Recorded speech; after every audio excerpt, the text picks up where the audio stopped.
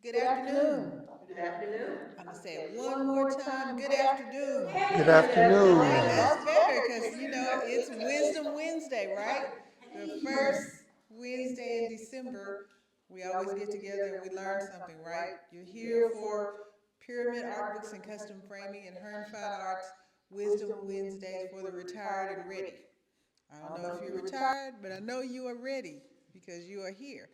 So, welcome. My name's Garbo Hearn, and I'm the director here. Our focus is Black culture through literature and the fine arts, and we do community programming. And today we are excited to have Mr. Lionel Davis. Give him a hand. Senior, I forget. Lionel Davis Sr., who is going to teach us about a day at Oaklawn. So we have done several segments. All of them have been fun, some more serious than others, but I take this one very seriously. So let's do this. Lionel, go take it away. Okay, thank you, Garbo. First of all, I want to thank everyone for coming out today and participating with this. I think it's a very worthwhile time spent on these Wednesdays, that they have these Wisdom Wednesdays, and I'm happy to be here. As Garbo said, I'm Lionel Davis. I don't classify myself as any type of horse expert, but I have loved thoroughbred racing for close to 40 years and have spent a considerable amount of time, and my wife might say more time than I should have, doing my thing with the horses. And so it is one of my passions, and one of the things that I enjoy doing. And so I thought that I would share with you this afternoon a little brief history about horse racing, and particularly some of the African American uh, people who have been participating in the horse racing down throughout the years.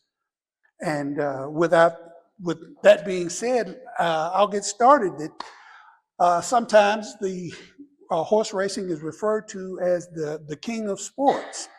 And here in America, it is a pretty popular sport, and the Kentucky Derby, particularly, is perhaps one of the most notable sporting events in the country. And African Americans played a significant role in horse racing back in that time period in the late 1800s. As a matter of fact, the first Kentucky Derby, which was held in 1875, 13 out of the 15 jockeys who participated were African American jockeys. And between 1890 and 1899, they won 6 times, and they also won 15 of the first 28 runnings of the Kentucky Derby. So they played a significant role initially in the Kentucky Derby and in horse racing in general. But sadly, by the early 1900s, their prominence had diminished. Now, their decline was due to several factors, including what was becoming a color barrier. Now, as horse racing was popular in both the North and the South, it was pretty lucrative for the jockeys in both areas. Now, jockeys were usually the farm hands who took care of the horses, so they were the ones who were doing the most of the riding and everything with these animals. And so, as jockeys are normally paid out of the purse money that the horses would be running for, it was fairly lucrative if you were a jockey and you got to ride a number of horses. And as the racetracks increased their purses, then the jockeys would be paid more for each time that they rode. So the racetracks were not only competing for the best horses and everything, but the best jockeys would come to those particular those racetracks rather. And so, like I said, it was a pretty lucrative. So as the time of around the Civil War and the Jim Crow era, the non-African American jockeys wanted to get more rides. So they started to do things within the race, so interfering with the other jockeys and, causing that jockey's horse not to win. And so if that horse did not win, then they did not get the prize money or the purse money that was available in that race. So um, consequently, if you were a horse owner and you had a horse who was a contender in a race, then it perhaps some of it was racism, but a lot of times it was just a business decision to hire another jockey, a non-African American jockey, because they would not necessarily be interfered within the race. And so, in this way, African Americans found themselves with fewer and fewer rides because, like I said, it was a business decision a lot of times on the owner's part. So I don't think it all was just a racial thing. I don't want to come across as it saying but that certainly was a component in it. But nevertheless, uh, those jockeys back then made history. And I'd like to talk about a few of them, if you would allow me.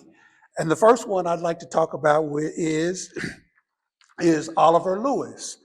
Now, Oliver Lewis made history on May the 17th of 1875, when at 19 years old, okay, he won the very first Kentucky Derby. It was held at Louisville Jockey Club, which is now known as Churchill Downs. Now, he did go on to win more prominent races, including the Belmont Stakes, which is a prominent race up in New York. But he never rode in the Kentucky Derby again. And in 2010, long after his death, a section of Newton Pike in Louisville was actually named after him. Now, he rode a horse named Aristide. Aristide also was trained by an African American trainer. His name was Ansel Williamson. Now, back then, the purse money for the Kentucky Derby was $2,850. Now, let's fast forward to this year. This year's Kentucky Derby, the purse money was $5 million. So you can see just how lucrative horse racing has become in the past 124 years or so. Now, it's hard to know. The jockeys are, like I said, paid out of the purse money. So typically, the winning share of the purse money is about 60%. So if using that dynamic or that calculation, then the winner share of that purse would have been around $1,700.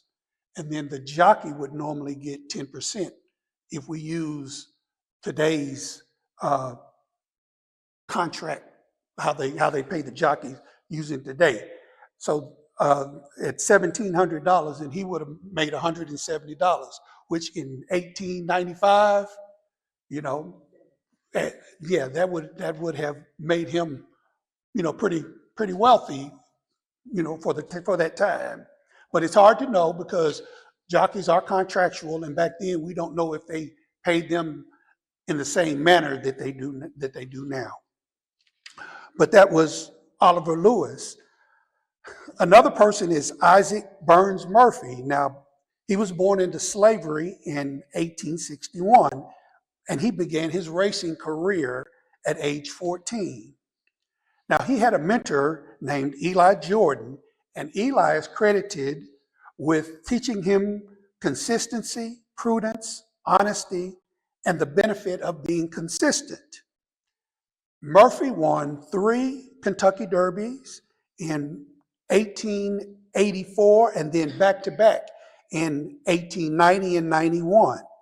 And today, he is still the only jockey to have won the Clark Handicap, which is a prominent race in Kentucky, the Kentucky Derby, and the Kentucky Oaks, which is basically the Kentucky Derby for female horses, all in the same year. He's the only jockey to ever have achieved that feat.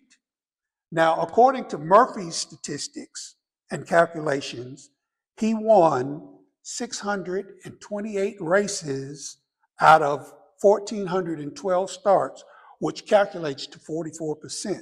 So he won 44, if he rode 10 horses, he won on at least four of them.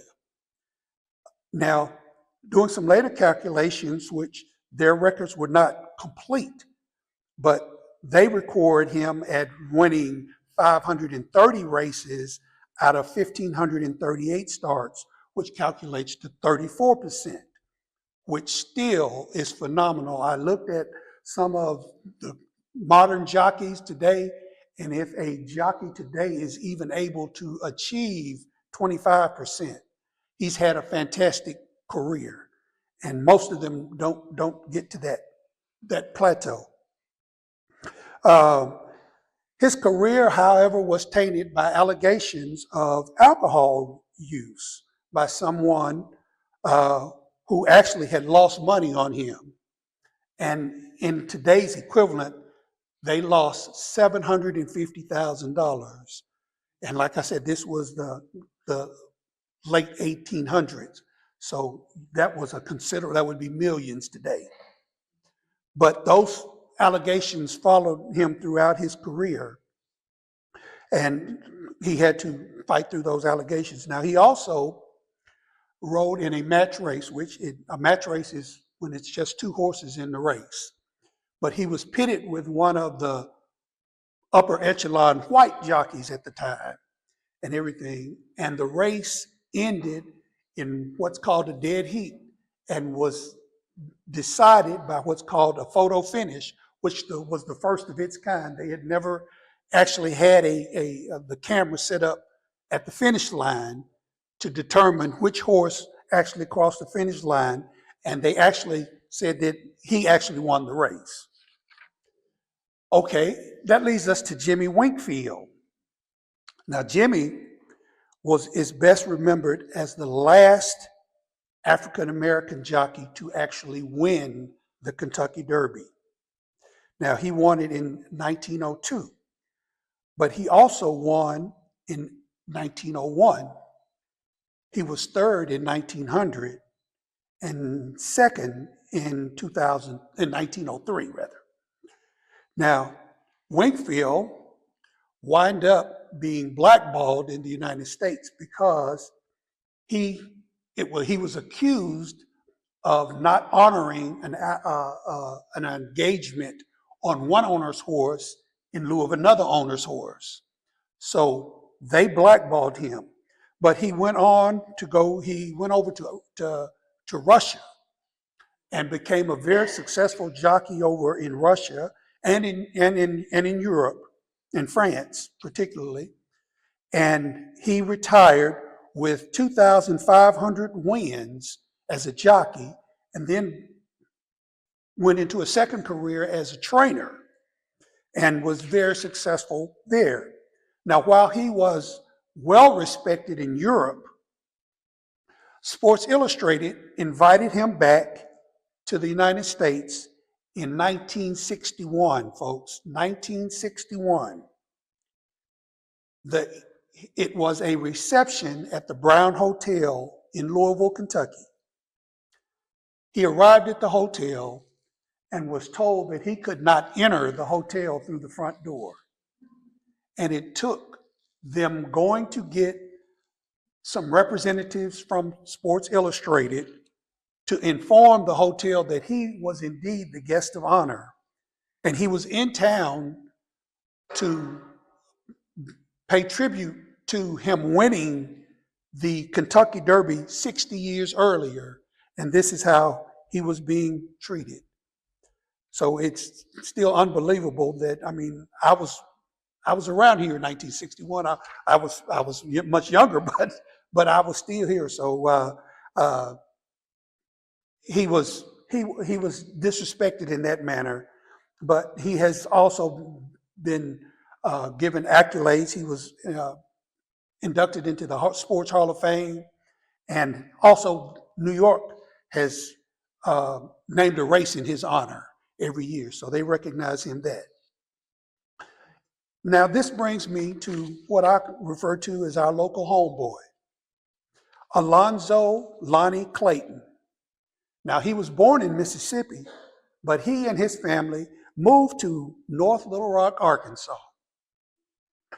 Now, he attended school there and worked as a shoe shine boy before moving to Chicago, where he had an older brother who was a jockey. He began riding professionally at age 14, and at age 15 became the youngest jockey to ever win the Kentucky Derby.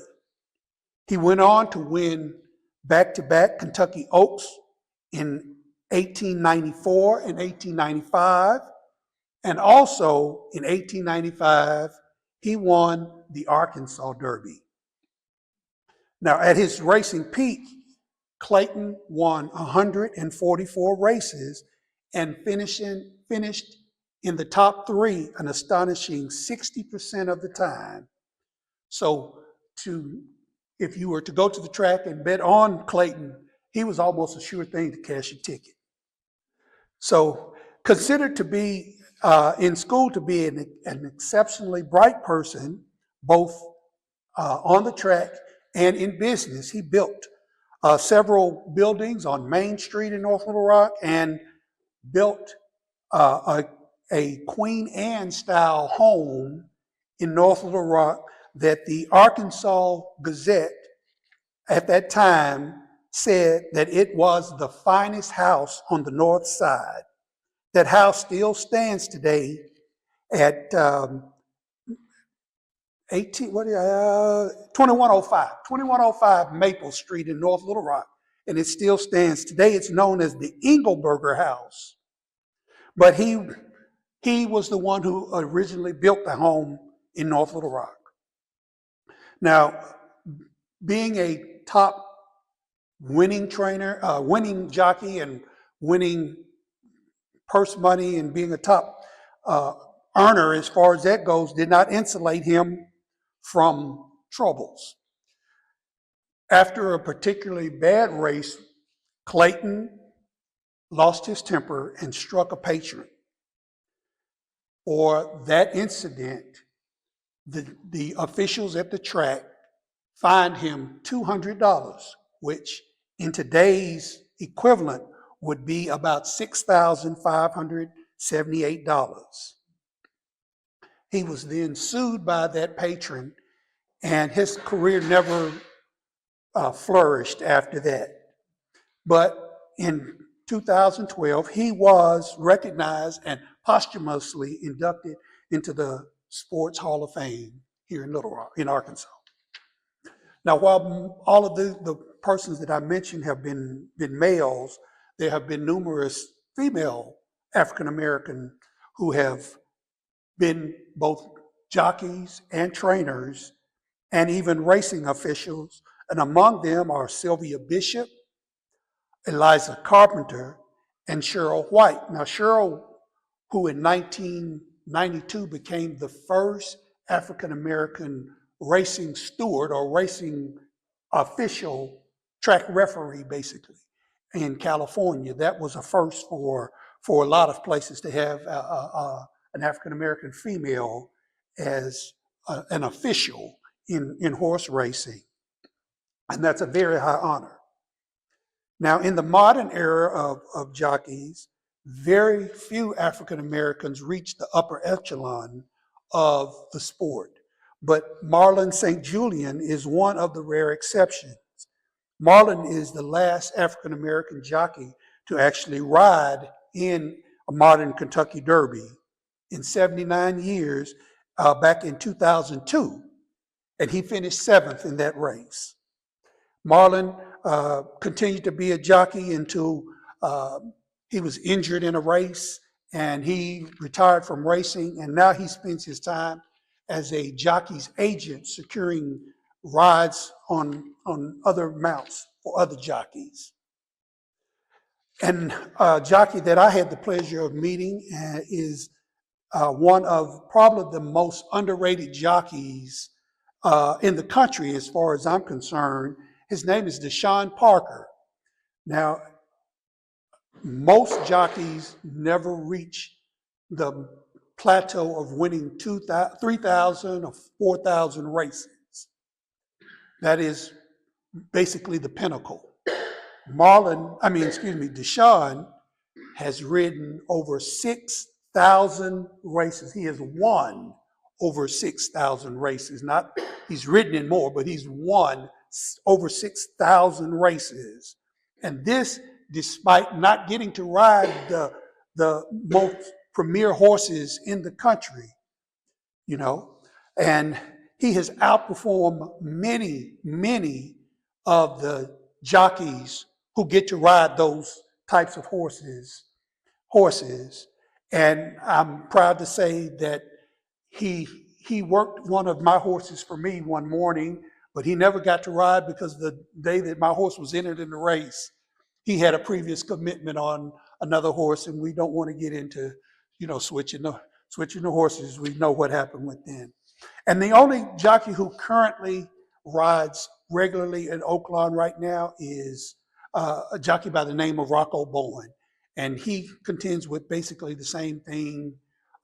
He's an excellent rider, but he does not necessarily get to ride what I would consider the premier horses in the races and everything. And he gets his share, but he doesn't get those special horses, we'll call them.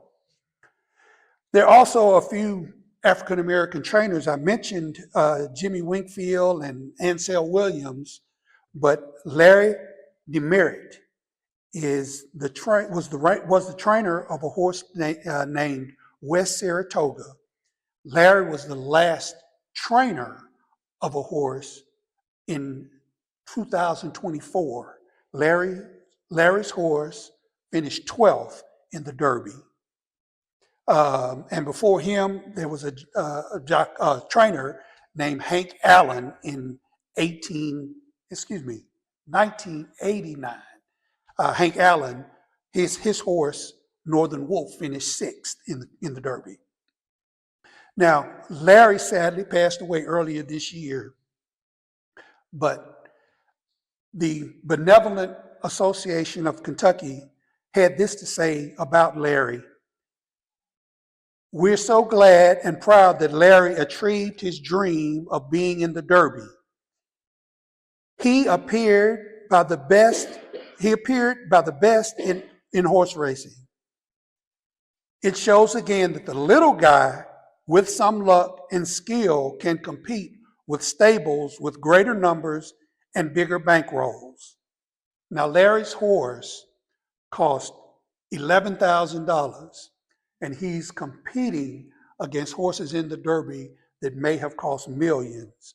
So Larry found my kind of horse. And I just mentioned a couple of others. Bernard Chatters, I got a chance to meet him at Oaklawn a couple of years back when he came up and brought a couple of horses. And then my trainer is a gentleman by the name of John Henry Prather. Chatters has won over $6 million in purses, and John has won about $3.5 million. So that kind of gives you a brief overview of some of the African Americans who have been in and are currently in horse racing now.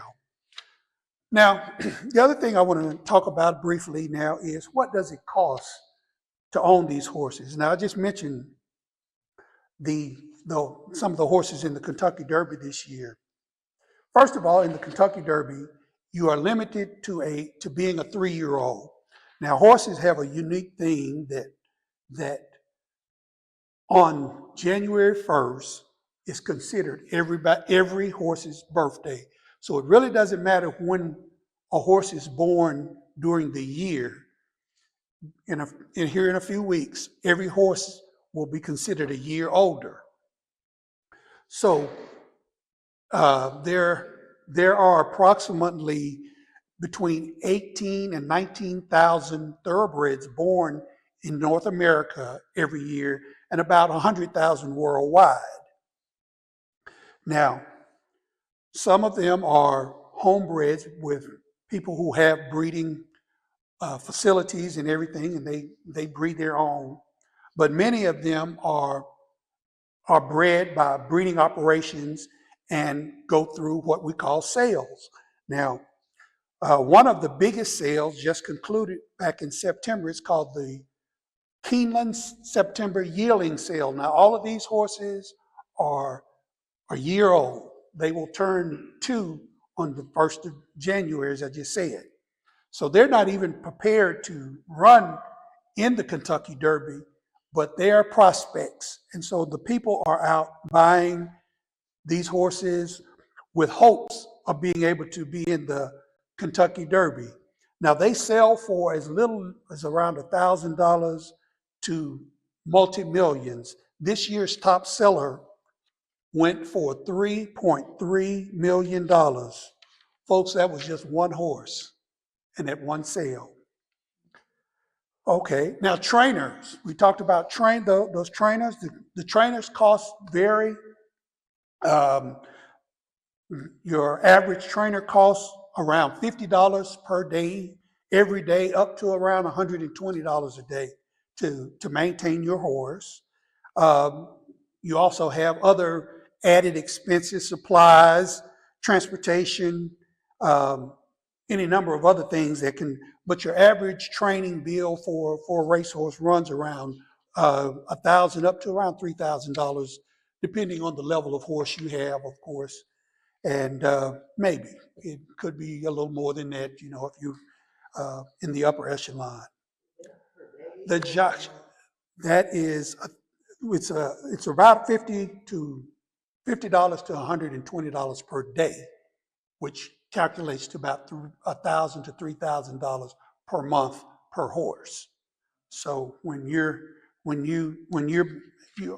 owning 12, 14 horses, whatever, you can see how pretty expensive owning a racehorse can be. That's just keeping them. That's not buying the horse. So the jockeys, the jockeys are some unique individuals. They are contract employees, and they are uh, employed by the trainer or the owner of the horse, and they contract to ride particular horses. And we talked about the contracts earlier. Now, I believe the current rate for a jockey is between $45 and $65 just to ride in the race. But they also are entitled to 10% of the purse money if that horse runs first, second, or third, basically, and maybe down to fifth. Now, I'm putting that caveat there because in this year's Kentucky Derby, as I said, the purse money was $5 million, which translates for the winning share to be $3.1 million. So the jockey on the winning horse would be entitled to 10% of that 3.1 million. But the horse that ran fifth in that race won $150,000. So that jockey would be entitled to 15,000. So I'm not sure, but I just think that jockey took the 10% over the $65 that they normally pay a jockey just for riding in a normal race. So I just put that little caveat in there. But of the jockeys, of course, the top jockeys ride the best horses, and the best horses ride in the best races. But of the 5 top jockeys this year, they have won a total of 1.5 billion in purse money. That's just 5 jockeys, folks. Now, using that calculation, then they've won $150 million among the 5. So if we divide that up by 5 people, I should have been a jockey. I outgrew it. Okay. All right. Yes, yes. But I hope you all have enjoyed this history about African Americans in horse races. And like I said, I have been an owner and in partnership with this, and that has fueled my love for this sport. And though I don't currently own any, I'm looking forward to the day when I am again an owner. Now, are there any questions? Are there any questions? Okay. Well, let's take a look at some of the fun things that we can do at Oaklawn Park. I think they gave you a handout when you arrived today, and some of these things are um, uh, uh, just for common knowledge and everything for you to be able to work your way around the track and know the difference when you're either wagering or when people are talking about different aspects of racing. And of course, there's the wagers.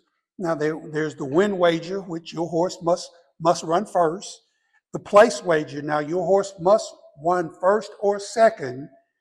You will notice on the tote board or on the television screen that there are three prices across the top of the screen for the win horse. There's the win price, there's the place price, and the show price. So if you bet your horse to win, it must win.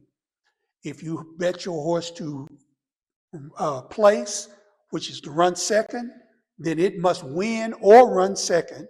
And of course, if you bet it to show or run third, it must win, place, or show. And you would get the amount in that column. There are also some different wagers that you can make coupling horses together. You can bet horses to come in what's called an exacta. That's where your horses, you pick two horses to come in the exact order. There's a trifecta that's picking three horses in the exact order.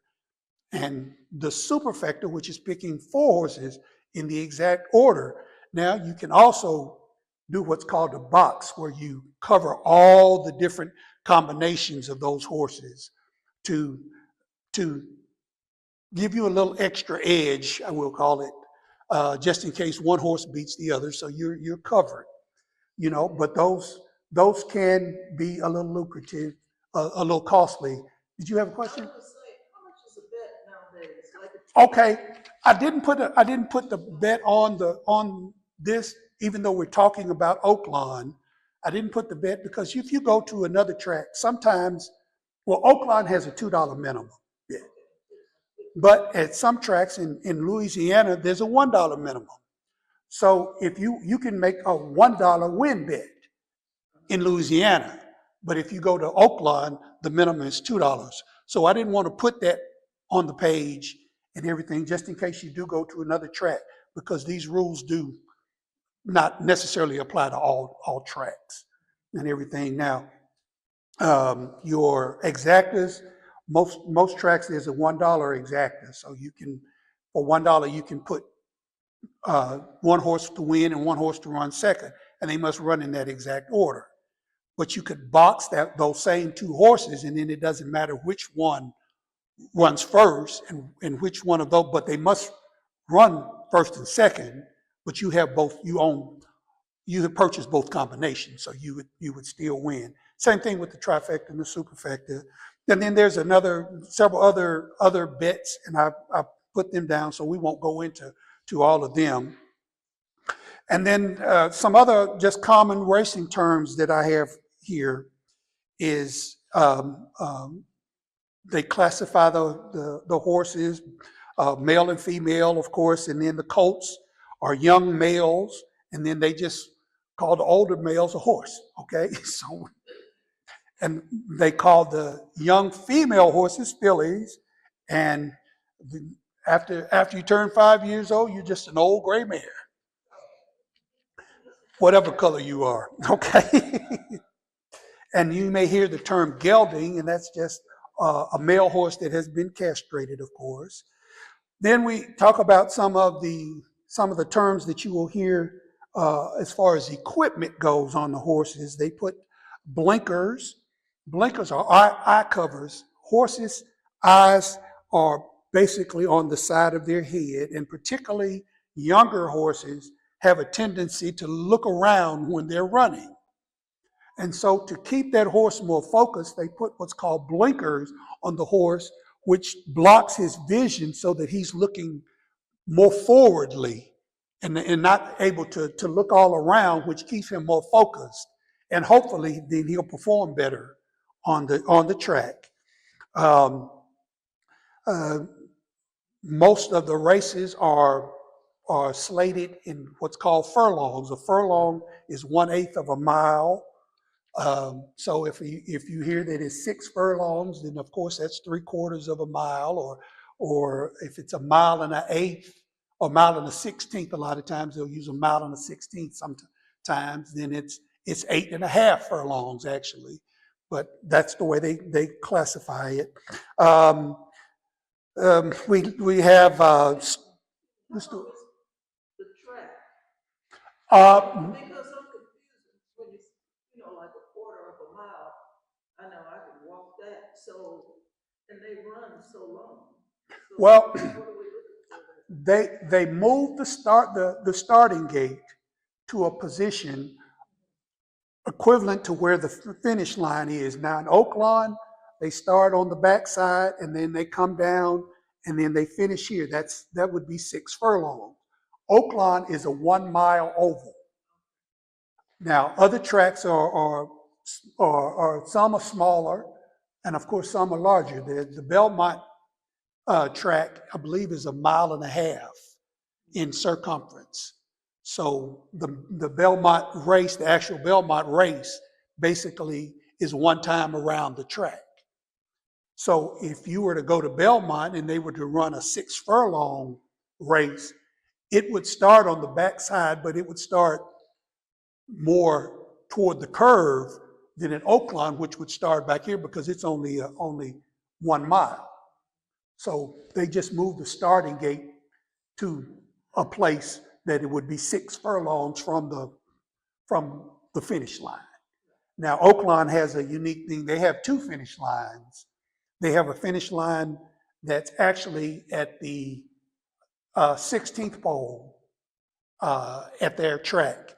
And they start their mile races there, and you just run around the track 1 mile. The reason they do that is because if they moved it down, you would get to the turn in the racetrack so quickly, and that would be unsafe for the horses. So to be able to run a 1 mile, they move the finish line and start the race there.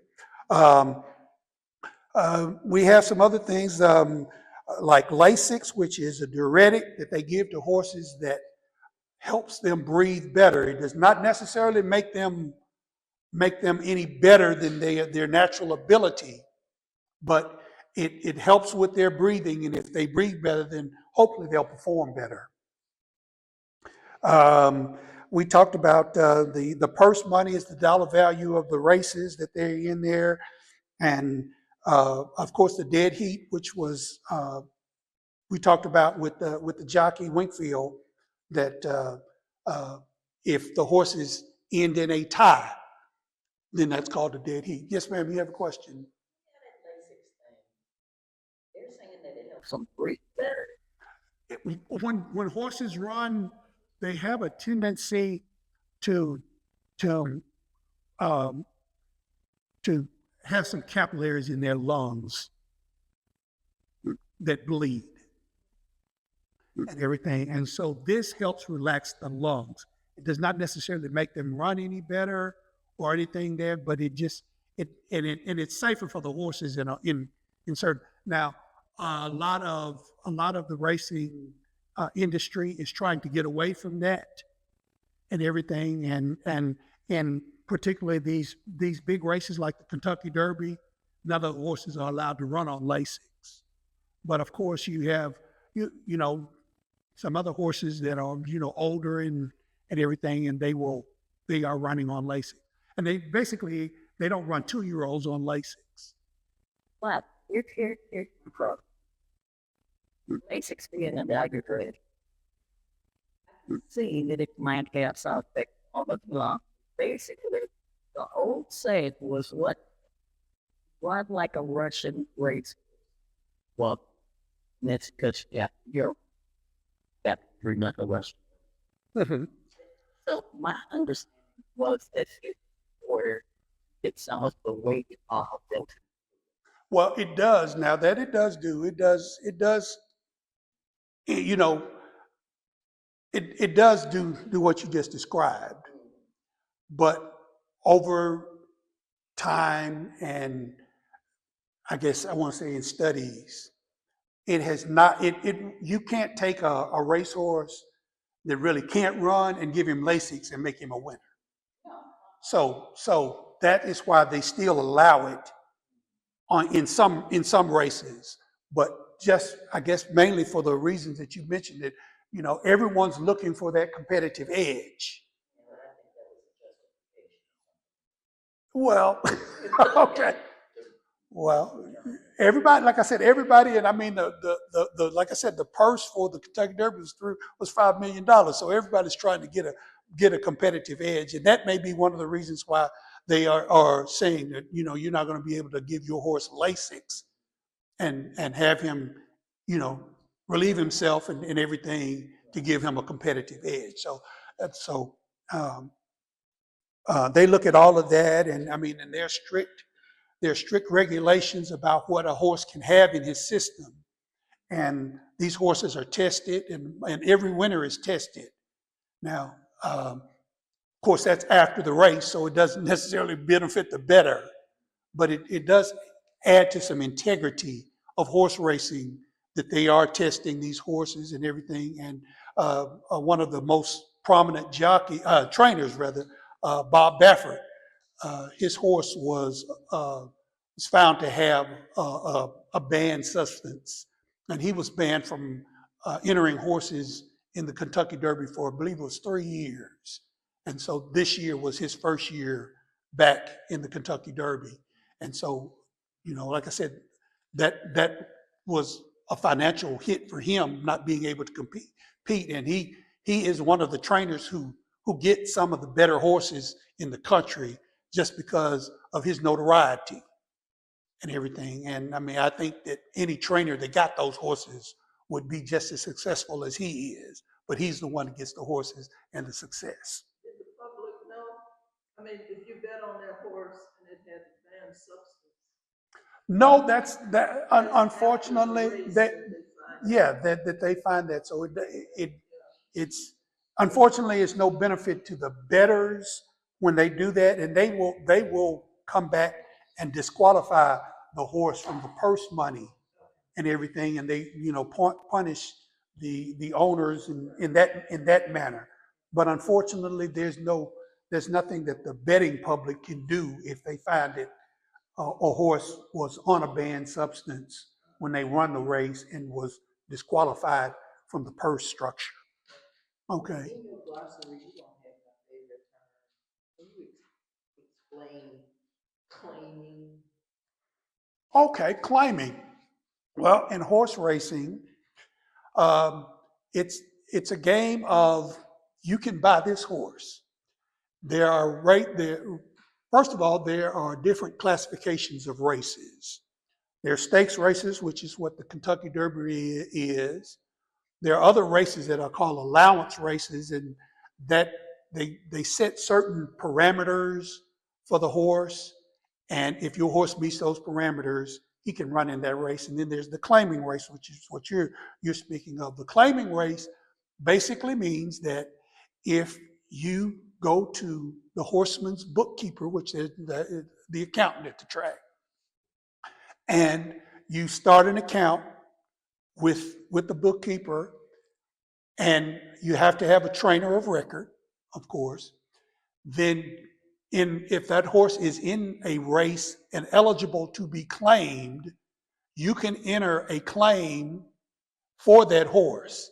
And once the starting gates open, that horse is transferred to your ownership. Now, the owner who had the horse when the horse was going in the starting gate still gets the purse money if that horse wins. But after that race is complete, the ownership goes to whoever claimed the horse. So, and the claiming races in Oaklawn, I think the least, the lowest price claim is $5,000, but there are races where the claim price is $3,000, $4,000, on up to $200,000. As a matter of fact, right now the 2-year-olds are getting ready for the Kentucky Derby, so they're getting prepped and everything. And there was a horse that potentially could be in the Kentucky Derby that a trainer put in a claiming race, and somebody claimed his 2-year-old, and he doesn't know if that horse is going to mature into a Kentucky Derby winner, but somebody, either bred that horse or bought that horse at a sale and then put him in this claiming race, and someone with the means put up the money, claimed the horse out of the race, and that horse is actually being considered for the Kentucky Derby. Now that remains to be seen, and that's the thing I was talking about, these sales. There are sales all around the country. As a matter of fact, I brought a couple of books here just to kind of let you know. This was the Keeneland sale that I mentioned, and this was the Keeneland sale. This it says book 5B. Okay, this is the number of books. There was a 5A, but there was 1, 2, 3, 4, 5, and 5A and 5B of the book. So these are all horses in here, information about them. Like I said, all of these are considered yearlings in this particular book. So you don't know if they can run from me to you or in the Kentucky Derby, but you just read about them, spin the wheel, and hope that's the one.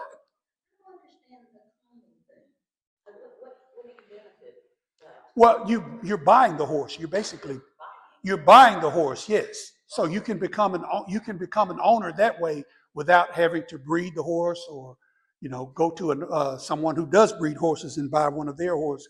You can buy a horse, and one of the benefits of that, if you're able to claim a good horse, is it's already trained, because it's already running in a race, so it already has some racing experience, But I mean, if you have a top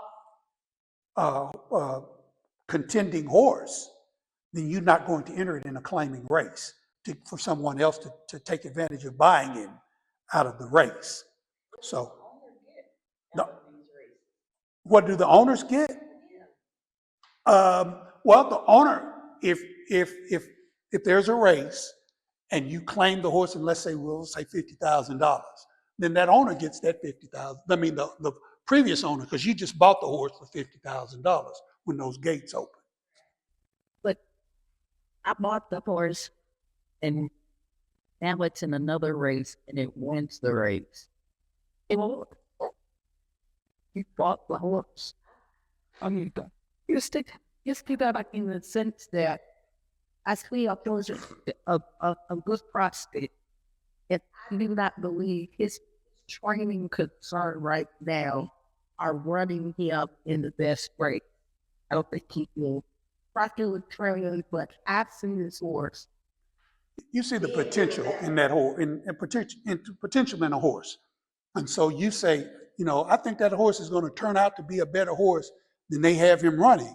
So then it's a gamble, basically. I mean, okay, I'll buy the horse. So you enter the claim like I said, when the gates open at that particular race.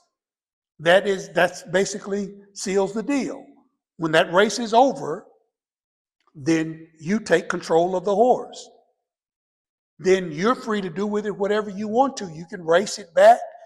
You can take it and breed it. You can ride it home if you want to. You can ride it home.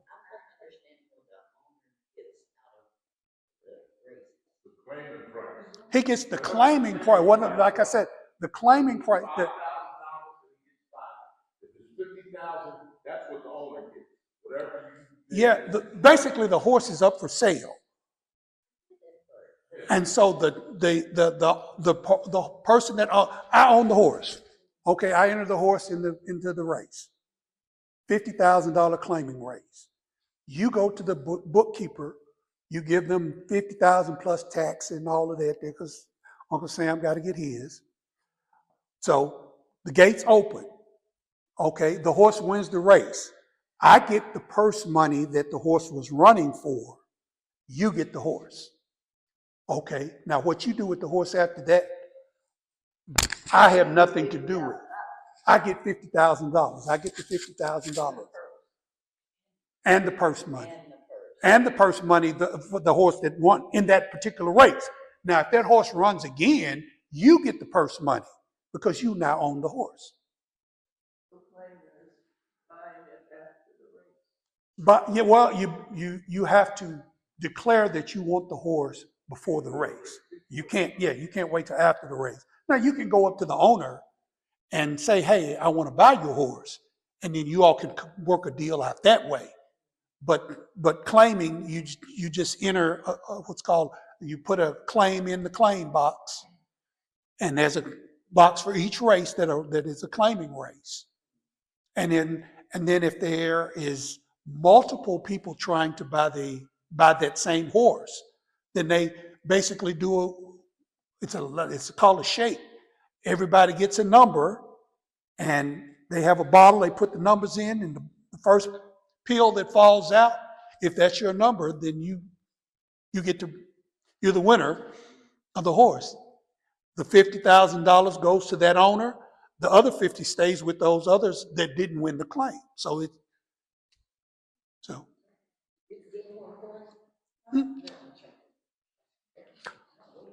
All right. Now, I have some other things down here. The silks, that's just the colors that a jockey wears.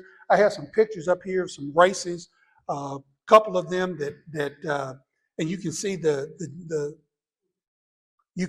lot of times you can tell the owners by the silks that the jockey is wearing because they represent the owner in that particular race. So they wear different silks for each owner.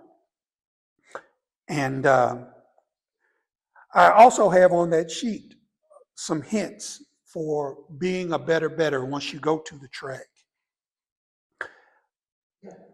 First, I want to start with the very first one because I'm not advocating gambling.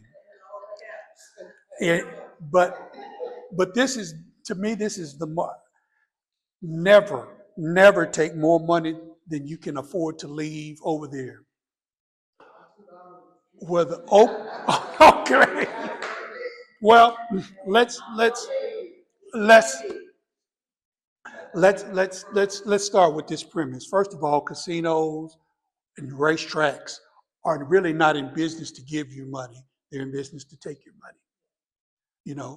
So you don't get fooled and take more than you can afford to leave over there. Now, a lot of people have the misconception that, the track will lose money if a horse pays a lot of money.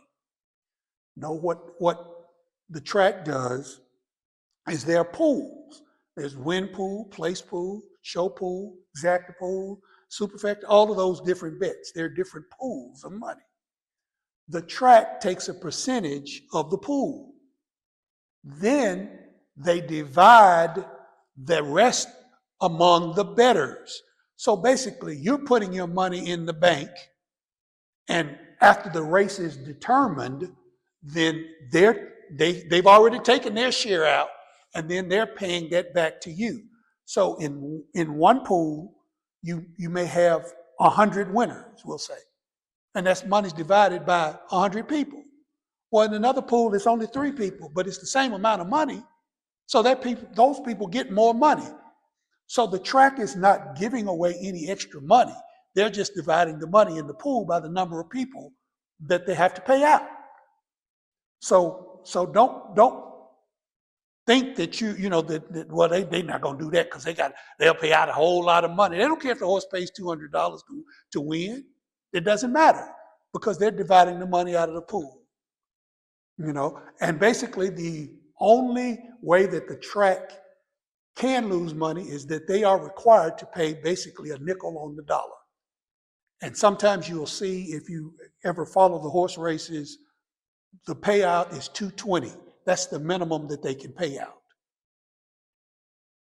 So in those cases, sometimes there was so much money put into the pool by so many people that they have to go into what would have been their takeout to pay everybody off and everything.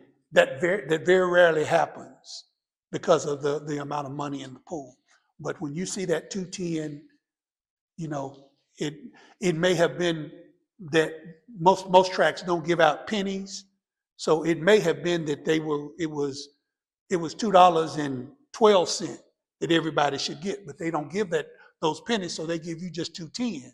So that 2 cents is what's called the breakage, and the track puts that aside and everything, and it basically pays when there is a minus pool. They use that money to pay out so that they don't lose money, basically. So have a budget, try to stick within it. That gets back to don't take any more than you can go there. When you go to the track, how many of us have been in line, say at a grocery store or someplace, and we're waiting behind somebody in line and they've got all these groceries and everything, and they get up there and they check all the groceries out and everything, and then they start looking for their wallet or their checkbook and all of this, and you standing in line. Now you had all of this stuff in the basket, and the betting is the same way. Once those gates open, betting stops. So if you're in line, know what track you want to bet at, how much you want to bet, and then know the number of the horses. The tellers do not know the names of the horses. So don't go up to the window and say, I want to bet Seabiscuit, because they don't know who Seabiscuit is. You say, I want to bet number 5. So that just allows you to move through the line quickly and not have someone get shut out of the window and everything. Have your money in your hand, or ready to bet, and don't wait till the last minute. And then there's another one that did not make it on the sheet that I want to really emphasize. Your ticket is a bearer instrument. The person that has the ticket is the owner. Don't throw your tickets down until the race is declared official. Those are the words you want to hear. Declared official. If you throw your ticket down and there's some dispute in the race and your losing ticket now becomes a winning ticket, then you've thrown your ticket away. If someone comes along and picks that ticket up and cashes it, there's nothing that can be said about it. If you throw it down, there may be thousands of tickets around. You don't want to go through all those tickets.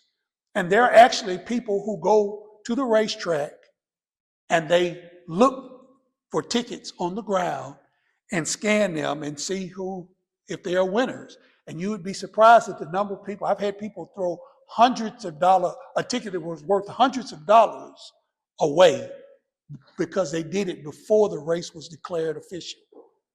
So always wait till the race is declared official.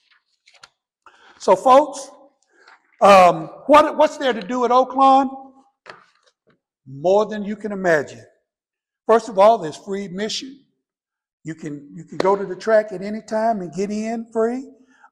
They do charge $5 for parking, but they have shuttles, so don't worry about having to walk great distances. You can catch the shuttle right up to the building.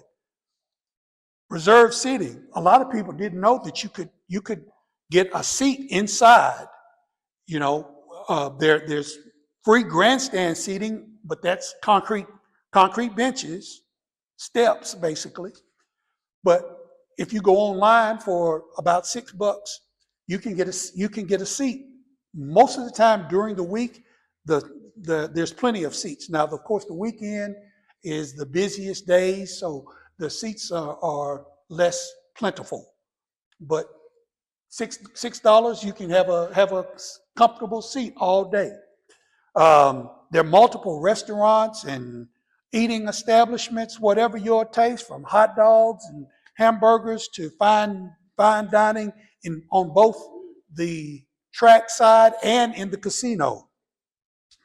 Um, if you are if you are on track, Oaklawn even pays you a little bit extra for being on track on your show wagers. If you wager on a show bet, they have what's called the show bet bonus, and usually it pays a little bit more for your show bet than the typical bet of someone who may be betting, say, on a simulcast, which simulcasting is folks at another location betting on the races in Hot Springs, or someone in Hot Springs betting on races in New York.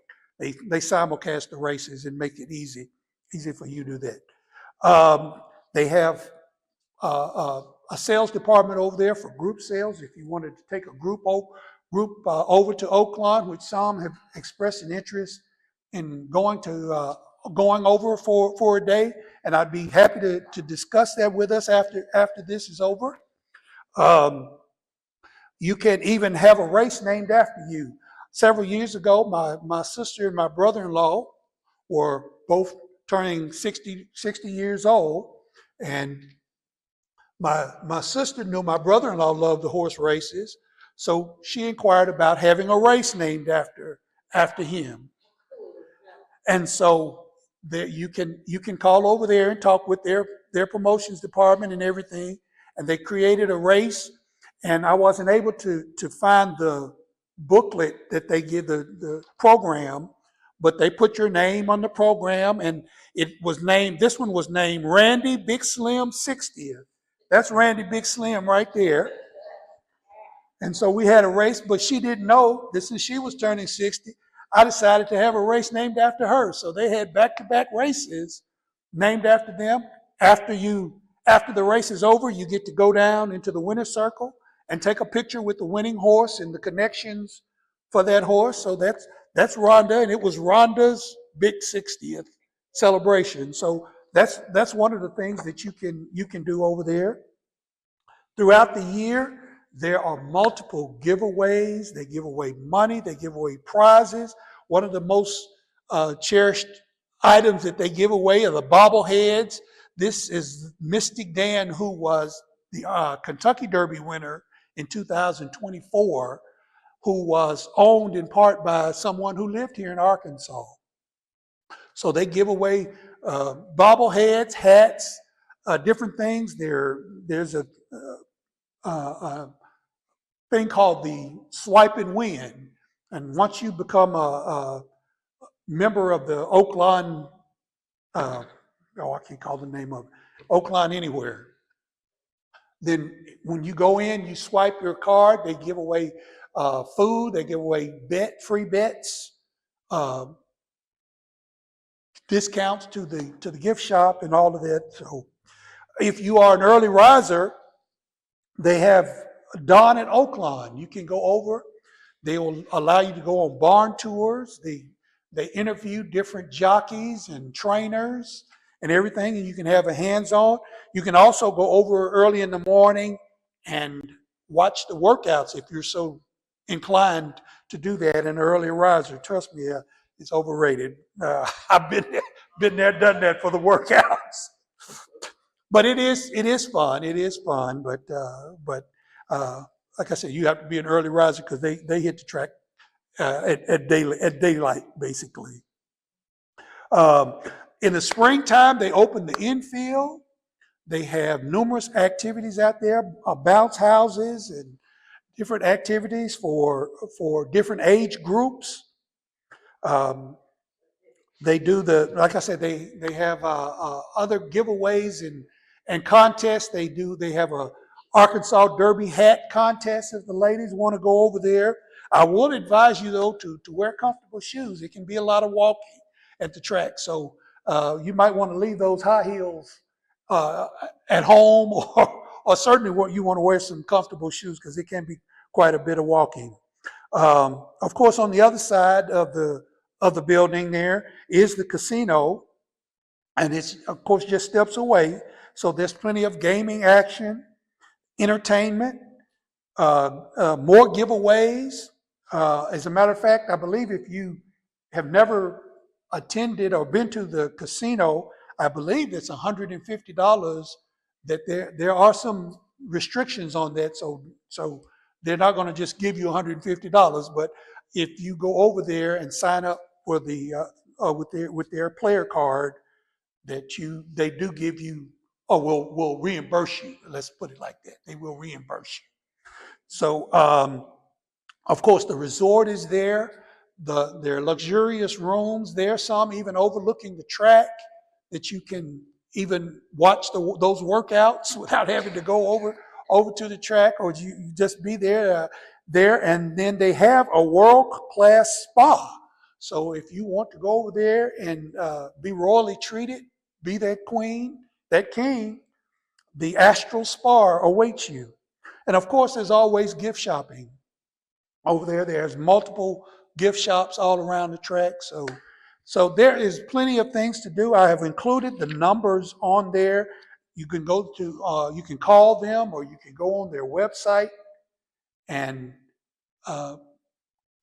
see all of the different activities. There's even some horse racing, handicapping tips and stuff that they offer. There's a plethora of things to do at Oaklawn Park.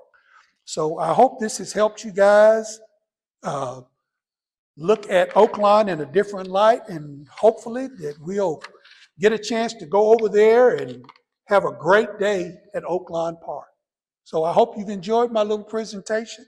I've enjoyed being with you all today.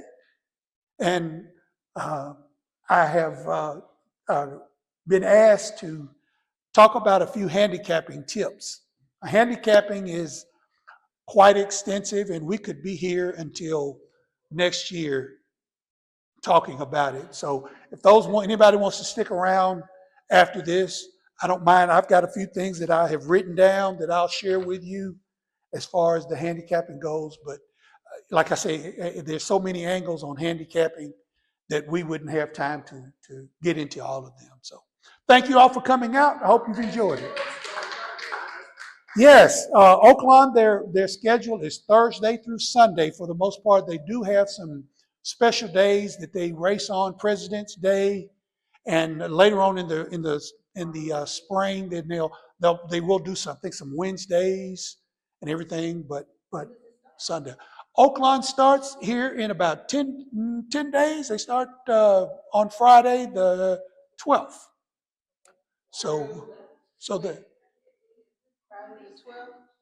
yes, someone mentioned the corned beef. They're enormous for that. That's one of the. They have a day over there where they're throwback days where the corned beef sandwiches and the soft drinks and yeah, they have beer gardens. So it's How long do the races, how long will they be?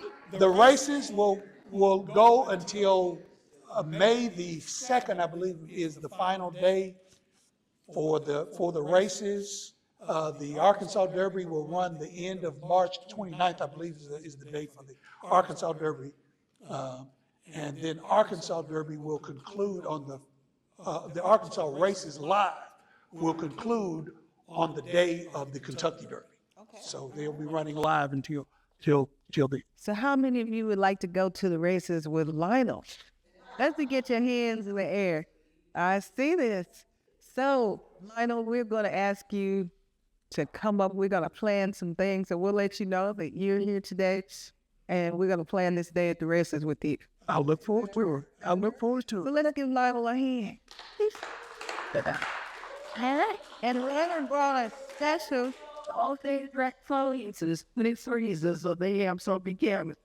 All right. Well, Was it really hard now? So I'm telling y'all, I'm gonna go in there. Y'all gonna ask all my baby. She was 3 days off. We're going to be upstairs in the box. We're going upstairs. Oh, all right, great. All these fun facts. And Lionel, guess what? He bought a prize. Guess what? This, I'm just kidding. Your question out of that's how you gonna do this. You gonna pick out a number? Okay. Pick a number out. Pick a number out. Yeah. Okay, well, I'm gonna look away. You want to pick? Okay, so what number is that? It says to win. It says well, winning. Win. It's to win. What is it now? $2 to win. Okay. Let it know the number. That's an 8. That's a number 8. Who is it? Experienced. Well, back then, I think it's girl. I'm a student. A-R-T or yeah, it's to. And that would be Tammy East. Tammy. Okay. Not Teddy. Is that trusting? Yeah, I did the whole time. Let's see. Is that?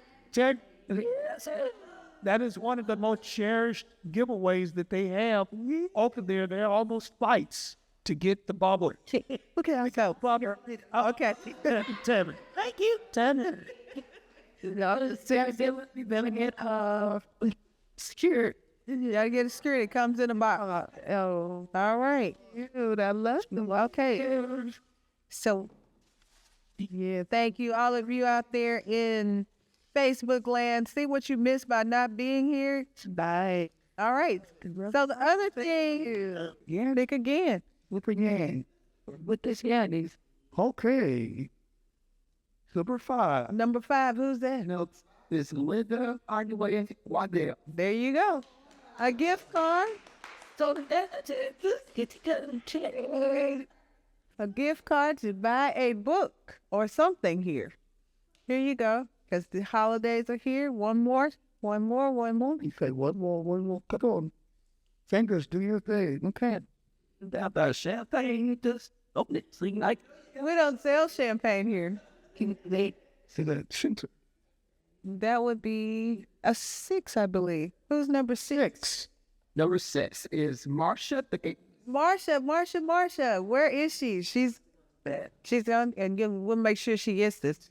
Okay, so we have one more special guest today, and that would be Tammy East, who's going to be our Wisdom Wednesday presenter on December 17th. And her subject is, guess what? More fun in the sun, right? Liquid colors. Sips and Seniors, Exploring Life with Libations. Would you like to come up and talk about your segment? Those Thank you for having me. You're talking to this? Oh, this is so cute. I thought it was a platypus.